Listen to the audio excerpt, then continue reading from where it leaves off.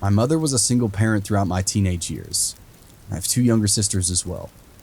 My mother would work 3 jobs at one time. She was always gone. Her first job started at 4:30 in the morning. She left the house before any of us were awake for school and wouldn't be home until midnight. Yeah, she didn't sleep for years. One morning, I saw a dark figure walk past my open bedroom door down the hall, and I called out, "Mom?" The figure leaned back and poked its head into the doorway, as if it were taking one more glance to try to answer my call, then continued back down the hallway, out of our living kitchen area. I got out of bed, not having heard that very loud front door closed. I imagined my mother would be in the living room gathering her items before leaving. I walked into our living area and found no one. Nothing. I immediately phoned my mother. She was already at work, and I told her what had happened and explained that I was freaking out. This all took place before cell phones, so my mother had asked me to take the cordless phone and check the entire house. Are all the doors locked, front and back? Yes. Check my room. Is it empty? Yes. The bathroom? Yes. Oh my God, Mom. I know I saw someone. My mom calmed me down and tried to explain that maybe it was sleepy stuff in my eyes, maybe possibly throwing me off. Over the weekend when we did have time to spend together, Mom finally broke down, telling that maybe it was a ghost, but maybe a friendly ghost. My mom went on to explain that the people who sold her the house did tell her that an elderly man had peacefully passed away in his sleep just before we purchased it. My sister, who was only 3 years younger than me, decided to name the ghost. It was a kind old man, so his name would be Henry. Naming the ghost made it seem less scary for some odd reason. After the first sighting and a name, Henry maybe felt a little more comfortable coming out because we started to see him or his antics a lot more frequently throughout our home after that. Henry would shut the bathroom door if one of us girls left it open while using the restroom, and this happened very frequently. We're a house full of girls, so we never bothered to shut the door to our one bathroom that we all shared, and locks were not an option, especially in the mornings when we're all getting ready for school. One day, both my younger sisters were visiting with friends or doing their own thing, so I had the house all to myself. I decided to watch a movie. We kept our movies on the bottom shelf of the china hutch that my grandfather had made for my mom. The door was heavy and preferred to be opened as opposed to shut. What I mean to say is, if you unlock the door, it would naturally swing its way open. When open, the one door on the movie side would hang in such a way as to block access to the hallway from the living room. I didn't need to go down the hall, so I left the door open. While watching the movie, out of the corner of my eye, the door slowly swung shut on that china hutch. And while it didn't lock, it was impossible that it would close on its own without some form of help. Chills ran up and down my spine, legs and arms, neck, etc. I immediately phoned my mother again at work and said, "Hey, sorry to call you at work, but Henry just closed the door in the china hutch." And suddenly I didn't feel like being alone anymore. My mom told me that she understood. I was impressed that Henry's strength to close that door. I agreed. We chatted until I told her that I felt better and safe again. Went back to watching my movie with the door closed to keep Henry happy. We moved out of the house when I turned 17. As we were closing the front door for the last time on move-out day, we all stuck our heads back inside and said, "Goodbye, Henry." It was still scary as a young teen to come face to face with a ghost, regardless of how nice he was.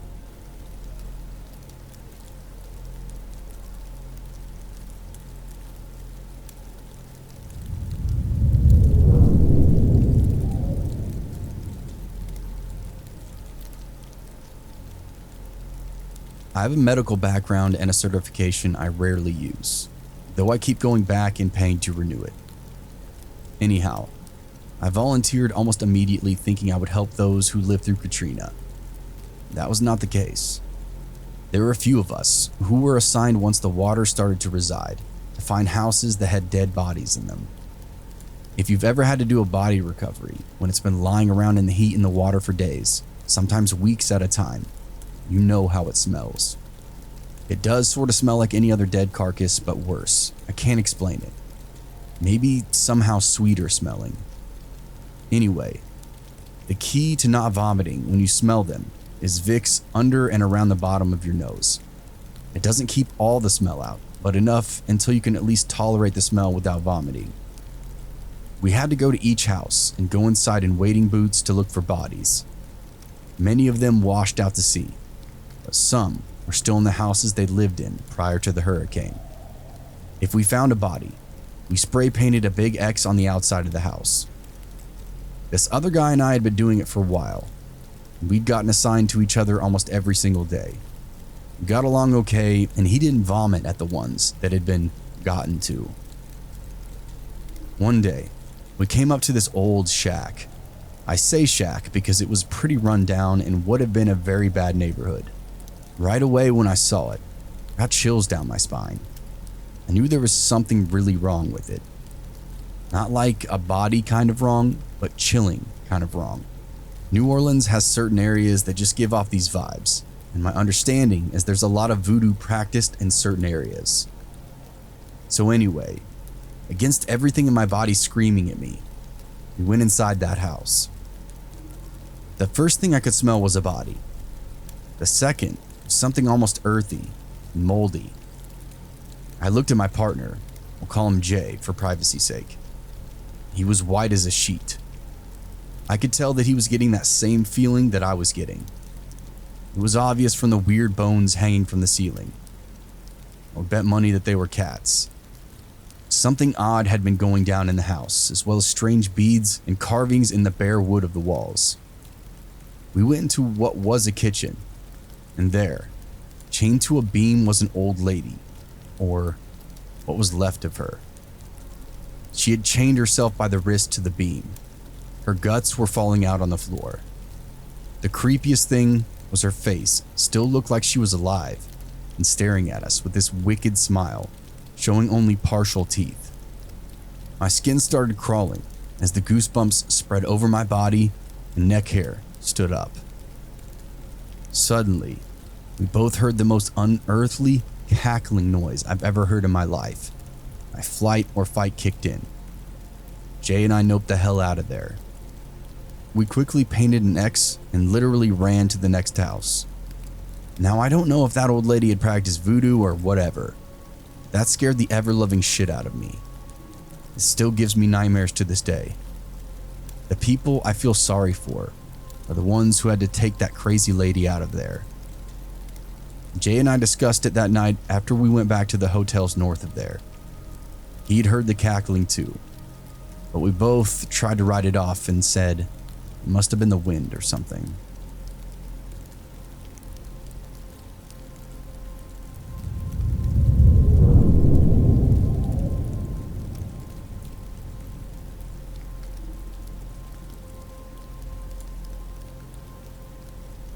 About 20 years ago, I was living on the Blackfeet Indian Reservation in northern Montana.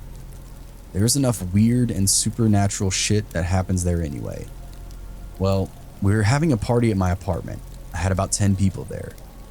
Running out of alcohol, and I got elected to make the liquor run about a block away. I went to the bar and made my purchase when I heard someone walk in. As I was getting ready to leave, I smelled the worst smell ever. It was like sewer, diapers, rotten food all mixed together as one. I was starting to retch and gag when I saw the source of the odor. It was a man that I knew as Stennog, who was the school truant officer. He looked even worse than he smelled. This man had really gone downhill, and I thought to myself, and I held my breath as I attempted to walk past him. His eyes didn't look right. They looked like they had no life to them as he continued to stare at me. I got the creepiest feeling that I've ever felt. And then he let out this strange noise. It was a half scream, half moan. And I can honestly say that I got chills while listening to it. And I also thought to myself, wow, this guy is really off his rocker. I went back to the party, relieved that I was now away from that weirdo. I grabbed a beer and sat down. You guys won't believe the crazy shit that I just went through, I said, then relayed the story of what happened. And everyone just got kind of quiet. Someone started laughing, then asked me how much I'd had to drink and what kind of drugs I was on. Then I asked him, what do you mean? Another person near me said, Stanog died 3 days ago, man. I replied, yeah, right, I just saw him, and I know what I saw. A couple of people ended up leaving the party because they said they got creeped out. I creeped them out, apparently. The more I thought about it, the more freaked out I became. Did I really see him? Did that really happen? If so, who is gonna believe me? After contemplating everything, I came to the conclusion that I wasn't wrong. I know I saw him, and I can't explain it. Eventually, I just gave up trying to make sense of it all, decided to accept it for what it was, and for my own sanity. To this day, I still can't reconcile what I saw, but I know what I know, and I know what I saw, and it still chills me to the bone.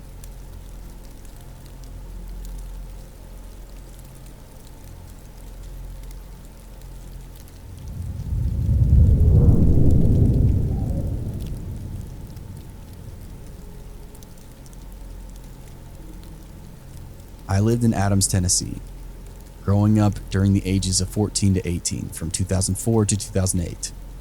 A couple of weeks after my family and I moved there, something unexpected happened.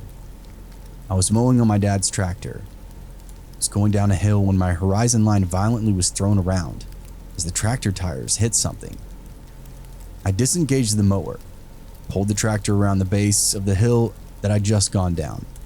My blood went cold as I look up through the swath I had just cut, like a buzzer going down the middle of someone's head, making a lane in the grass. In the lane were 4 Native American burial graves. My parents started reaching out to anyone who might be able to help us identify them. Historians, accredited people, etc. Those people unanimously agreed that these 4 graves were from the Trail of Tears. They corroborated this from what I remember because of how the graves were laid.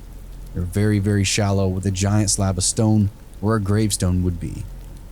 The fact that they were all interned on a hillside to keep the water from sinking in and raising the bodies since they had to bury them so quickly, among many other reasons. I consider myself a very logically driven person and rationally minded as well. Basically, I let my empirical senses try to explain something before I'll open myself up to other possibilities. Yet, there were things that happened to me and my whole family that we weren't able to rationalize with scientific mindset or anything logical. Event 1. The activity in our house started shortly after the mowing incident. We heard heavy knocking and pounding on the brick outer wall of the house, encircling the house. No matter where you were inside the house, you could hear that knocking. Some nights, I would hear running footsteps accompanying the pounding. This activity happened nearly every single night. As the nights passed, I started feeling a heavy presence in my room, a suffocating one, like a heavy weight sitting on my solar plexus, constantly. Whatever was happening decided to latch onto me. Things continued to escalate. One night, I was letting my golden retriever out to go pee. We had a ranch-style house overlooking the Red River. The door we were exiting was on the back side of the house facing the river. As I opened the door, I started hearing faint whispering somewhere akin to leaves being blown or scratching across the ground. I look up at the trees to see if the wind was blowing. Everything was perfectly still. The scratchy, blowing leaf noise continued, but as it continued, it grew closer and louder. It sounded like a language of some sort, like how you'd imagine an incantation or something nefarious in the tone of that sound. I looked down at my dog. All the hair on her back was standing up, and she was snarling like a rabid wolf, yet not barking, just kind of frozen in a fear response. I started getting extremely nauseous, and I could smell sulfur. I was completely frozen when my dog launches herself through the door's threshold and starts gnashing her teeth midair, snarling and chomping. The voices were now coming directly in front of me. I could hear them as if someone was standing there a foot or two away. I grabbed my dog midair and pulled her inside quickly. I slammed the door and threw the deadbolt into place. The door and frame shook violently as vicious pounding started hammering on that threshold. I ran with my dog to the center of the house, flipping on every single light along the way. We sat there alone all night till the sun finally came up. Ginger, my golden retriever, laid across my lap the entire night, pressing into me while she whimpered for hours upon hours.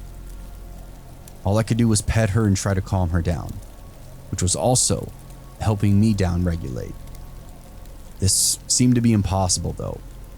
Throughout the entire night until sunrise, the back door continued to thump. Event number 3. It happened when I was coming home from football practice. I had all my gear in a gym bag over my left shoulder. This is important because of how I entered the house. As I closed the front door behind me, I sat down the gear bag from my left side, which caused me to look right.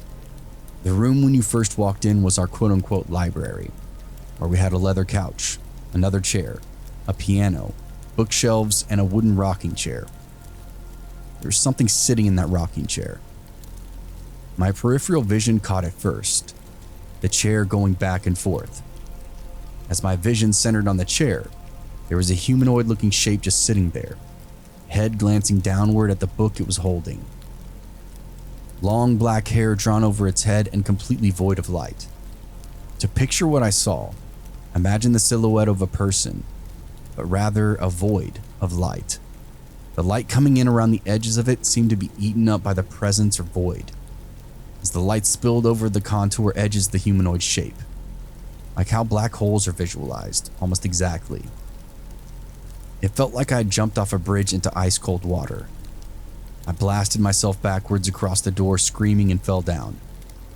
As I was falling, I saw the void blur suddenly as it shot across the walls of the house and went out a huge bay window overlooking the river. My golden retriever was in the next room. She sprinted to chase the shadow across the walls, barking and clawing along the way.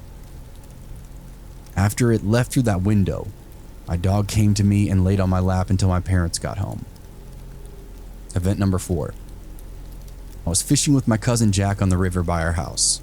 We were right on the bend of the river, so the moon would be shining on both sides of the river, racing out 2 lines like a 90-degree angle from the house. It was super beautiful when you weren't on edge. The reason I bring this all up, there was a lot of light on the river that evening. Jack was about 10 or so at the time. He reaches up and taps me on the shoulder. "Hey, does that lady need help?" I looked to where he was pointing. There was a pale woman dressed in white clothes, going back and forth picking up stones just to the left of us across the river. I had seen her many times before around our property, and whenever I would get close, she would disappear behind a tree or something similar would happen. Knowing this, I told Jack as calmly as I could that it was time for dinner, and he needed to go up to my mom immediately.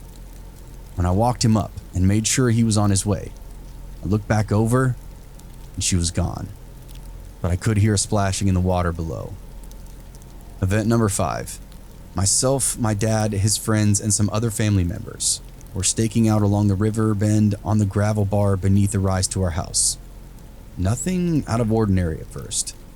It was July 4th, and we're having an actually good time for a change. We were all spread out about 15 yards from one another. Each man had a low-end gas Coleman lantern. As the sun was setting, my dad looks over at me like something was bugging him. He told me later he felt like someone had just thrown a bucket of ice water over him just before it began. The sun had just gone down when this happened. In unison, all the lanterns were cranked up full blast. Then, just as quickly, it came barely aflame.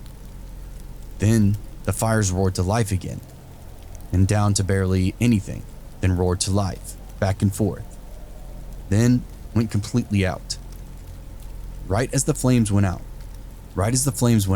we heard the most godforsaken scream by some woman across the river. Whatever it was kept on screaming despite our best attempts to call out for help. As her scream reached a crescendo, it sounded like what I can only imagine a person's throat being cut, interrupting her scream. The sound of a dead weight fall of a human body, tumbled down the hillside across from us and then splashed violently into the water. At this point, all the guys had their flashlights out. And that's when we heard something swimming and splashing around in the water on both sides of the river bend. The splashing receded towards us opposite the gravel bar, and whatever it was got out and started pacing back and forth across the rocks there. We were all pointing our flashlights to where the sound was coming from, but we couldn't identify where it was originating. It's safe to say we were running up the hill at this point. We all got inside the house, locked the doors, and then gathered in the central living room. Nobody wanted to leave for fear of what was outside. We all stayed up that night because the wall pounding was more violent than it had ever been. Bam, bam, bam. All night, like the ticking of some demonic clock. I didn't sleep for damn near 2 days after this event. Event number 6, lost time. I was walking through the woods near the Bell Witch Cave. One moment it was completely sunny and blue skies about mid-afternoon. The next, it was overcast and looked to be maybe 4 p.m. Event number 7, night terrors, torture dreams, being held down and brutally drawn and quartered. Dreams of walking through the house and the void person placing their hand on my chest and pushing through my solar plexus. Body violently shaking in the dream like having a seizure. Event number 8. I visited the Bell House plantation marker in a tobacco field adjacent to my family's property. I brought friends to try and prove that something crazy was happening to my family. The rite of passage in the area is to go to the stone marker where the paranormal events happened hundreds and hundreds of years ago, then dance on the stone saying, "I don't believe in the Bell Witch." I got them to promise that they wouldn't do that while we went. Of course, the moment we get there, the guy who doubted the legends in a massive way jumps up onto the stone marker and starts screaming it. "I don't believe in the Bell Witch," as loud as he could. I got so upset at him. I'm the only one who knows the way back, so I said, "Come on guys, we're leaving." In this area, it's known as the Tennessee River Valley, so there's tons of flowing water and etc. around those tobacco fields. The reason I tell you this is because it's important of what happened next. We're making good time walking back across this crop field, hundreds of yards long. A mist starts running in from the river bends and begins to saturate the field. The temperature drops easily 25 degrees or so, and we all start seeing our breath. I begin to smell sulfur in the breeze. As the mist became a fog, I started hearing this wheezy and deeply cavernous sounding breath all around us. It was like being inside a cave that was breathing itself. Out of nowhere, we start hearing these giant blasting sounds, and I realized something was walking on the chopped tobacco stalks. When you step on said stalks, they disintegrate in a very loud way as they burst apart. This is happening all around us, like an army of native spirits running around as if we were in a bandwagon battle. The blasts were coming from every single direction inside that fog. That's when I hear it. That deep, cavernous noise turns into this giant sniffing sound, like some Lovecraftian beast smelling its prey just out of eyesight. At this point, I yell "run" in pure panic mode. We take off across the field, trying not to trip or be skewered on the stalks. As we're exiting the field, and our feet finally hit the gravel road, the lower center part of my back suddenly explodes in agony. I look down and there's a massive rock laying at my feet. I realize that I'd just been assaulted. By the time I got back to my house and examined my back in a mirror, the bruise was about the size of a basketball and was already turning black. Event 8. I woke up outside about 3 in the morning. I was laying next to those 4 graves on the property. That night was awfully cold, but I woke up soaked in sweat. We continued to live there for so long that I have many more events to share, to also process and willing to have discussions about in my time with you all. It's really hard for me to talk about this stuff without re-traumatizing myself, but my friends and family are encouraging me to share my experiences with like-minded people, so I can try to find peace surrounding my trauma. Thank you all for reading.